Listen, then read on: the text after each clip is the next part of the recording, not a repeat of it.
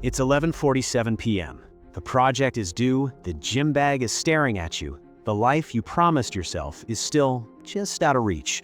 But then you say it. The four words that feel like a warm blanket in a cold room. I'll do it tomorrow. Instantly, the guilt vanishes. The pressure in your chest evaporates. You aren't a failure anymore. You're just someone with a plan. That is why it's our favorite line. Not because we're lazy, but because it's the most effective drug in the world. It gives us the reward of doing the work without us having to lift a single finger. But here's the terrifying truth. Tomorrow is a graveyard where the best versions of us go to die. Why is this line so seductive? Because your brain is performing a mood heist. When you look at a difficult task, your brain's amygdala, the fear center, sees a predator. It sees stress, potential failure, and discomfort. So it triggers a fight or flight response. But you can't fight a spreadsheet, and you can't run away from your own ambition. So you negotiate. By saying tomorrow, you trick your brain into thinking the task is handled.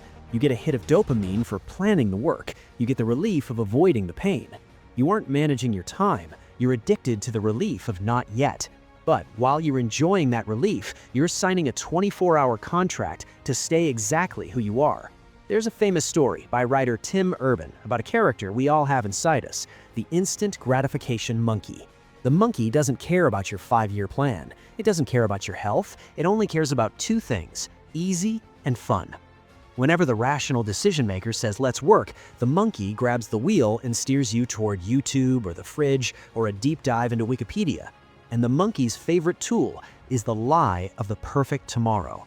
We imagine tomorrow me as a superhero. We think tomorrow me will have more energy, more discipline, and a better mood. But tomorrow me doesn't exist. When tomorrow arrives, it's just today me again, tired, distracted, and still looking for an exit. Tim Urban realized that for most of us, the only thing that saves us is the panic monster, the deadline that screams so loud the monkey gets scared and runs away. But what happens when there is no deadline? What happens to the dreams that don't have a due date? This is where the favorite line becomes a silent killer. There are two types of procrastination. The first has deadlines. You finish the essay at 4 a.m. It's stressful, but it's done. The second type is with no deadline. Starting a business, fixing a relationship, building a body you're proud of. Because there is no panic monster to wake you up, you can say I'll do it tomorrow for 10 years straight. And you don't notice the loss in a single day. You notice it when you're 35 or 50 or 70 and you realize you've been living a demo version of your life. Every time you use your favorite line, you are quietly deleting a microscopic piece of your future. You are training your brain to not trust your own word. And when self-trust dies, confidence goes with it. So, how do we stop loving the line that's killing us? We don't use motivation. Motivation is a feeling, and feelings are unreliable. We use psychological warfare. Weapon 1. Shrink the threat profile. Your brain procrastinates because the task is too loud.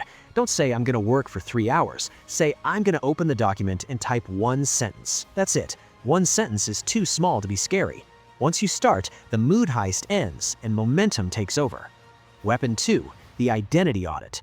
Next time you say tomorrow, ask yourself, if tomorrow is exactly like today, same energy, same distractions, would you still do it? If the answer is no, you aren't planning, you're lying. Weapon 3. Separate mood from movement. Amateurs wait to feel like working. Professionals work so they can feel like working. Action is the cause of motivation, not the result of it.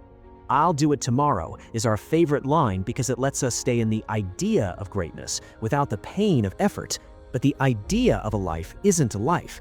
The ghost of who you could be is waiting. He isn't asking for a 12-hour grind. He isn't asking for perfection. He's just asking you to show up for 2 minutes.